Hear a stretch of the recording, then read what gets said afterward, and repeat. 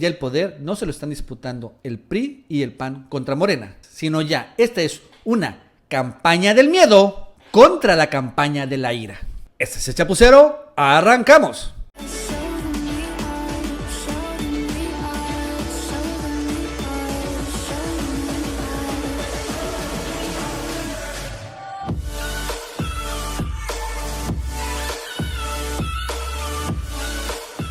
Hola amigos y amigas, ¿cómo están? Soy Nacho Rodríguez en otra edición más de El Chapucero Televisión. Si te gusta este video, suscríbete, dale like y hazle clic en la campanita para que más personas lo vean.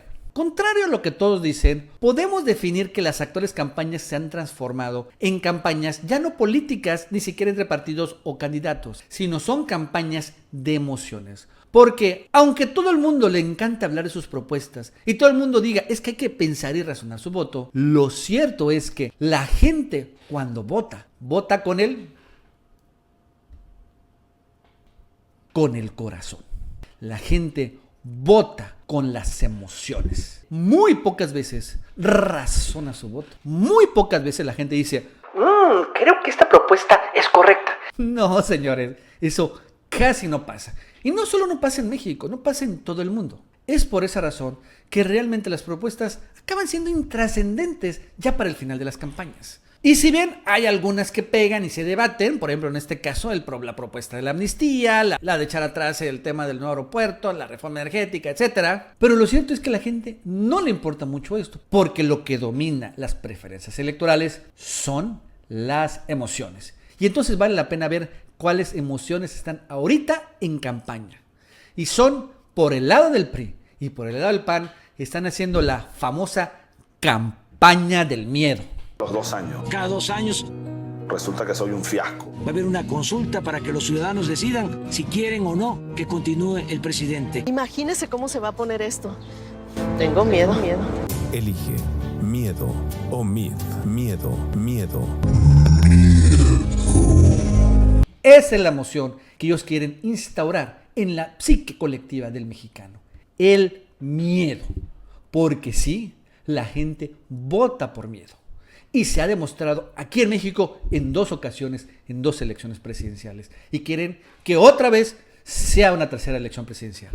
La primera vez que se manifestó el miedo en campaña, cuando menos en las elecciones contemporáneas, fue después del magnicidio de Luis Donaldo Colosio. En ese momento Colosio realmente, antes del magnicidio, pues debemos recordar que su campaña pues decía, que no va muy bien, la verdad es que puede haber un cambio de candidato, etcétera. Los mismos rumores de siempre, como ahorita en el caso de Meade. Y después llegó el magnicidio, pero este magnicidio no fue único. Antes habían matado a Ruiz Massieu y un poquito antes al cardenal Posadas. O sea, habían habido 3 crímenes políticos de alto impacto. Y esto generó que a nivel nacional llegara el miedo.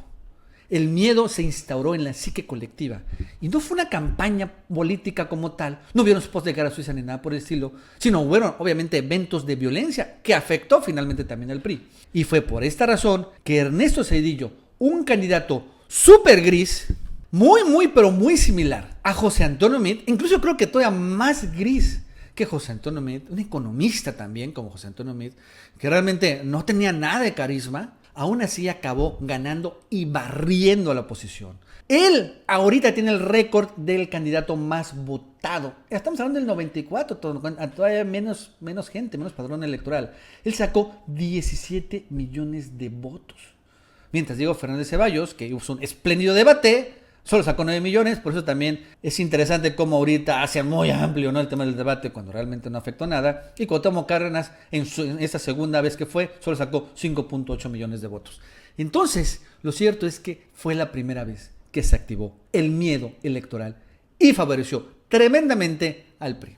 La segunda vez que llegaron las campañas del miedo, bueno, todo el mundo lo tiene claro, fueron en el 2006, pero contrario al 94, en esta ocasión sí fue producto de una campaña mediática, una campaña que fue innovadora en su tiempo, de guerra sucia, lanzando muchos spots anti López Obrador y empezando con el tema clásico, que todavía sigue siendo clásico, de comparar a López Obrador con Hugo Chávez. Fue una campaña que al final también pretendió instaurar el miedo a base de millones de spots en la psique colectiva. Obrador arrancando en primer lugar, y lo cierto, siendo honestos, sí le pegó a Obrador la campaña del miedo, sí le bajó de puntos, Poco a poco la gente que quería más o menos o estaba medio indecisa en votar por Obrador o por Calderón, dijeron, sí, es que sí es cierto, si llega Obrador, la verdad es que nos va a ir peor, si llega Obrador, la verdad es que vamos a agarrar con Venezuela, si llega Obrador, esto y esto y esto. Y tanto le pegó que, bueno, finalmente el fraude fue suficiente para ganarle, ¿no? Si no hubieran lanzado la campaña de miedo Felipe Calderón y el PAN contra Obrador,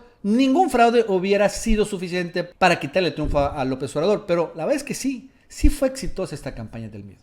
Y entonces ahorita, en el 2018, pretenden reeditar la campaña del miedo.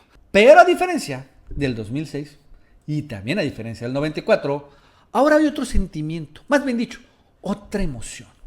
Otra emoción que está contenida o estuvo contenida mucho tiempo y que ahora se ha desbordado. Y esta emoción se llama la ira, el encabronamiento, pues.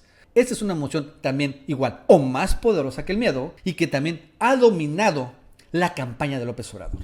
Esta emoción de la ira realmente tenía mucho tiempo que no se despertaba. Lo cierto es que ha sido definitoria, pero siempre a nivel regional, local y municipal. Fue esta emoción de la ira que, por ejemplo, sacó a Beto Borge, a Javier Duarte y a César Duarte y todos los demás gobernadores priistas del poder, con todo y que le metieron mucho dinero para robarse la elección. Finalmente, en el 2016, esta emoción de la ira estaba tan encabronada a la gente en esas entidades que los echó a patadas. Llegando a extremos, como en el caso de Veracruz, que llegó un gángster peor que Javier Duarte a gobernar, pero aún así la gente estaba muy, muy enojada. Entonces, esta emoción de la ira, ahí es donde empezó a crecer cada vez más y más, y también empezó a generar influencia en las elecciones.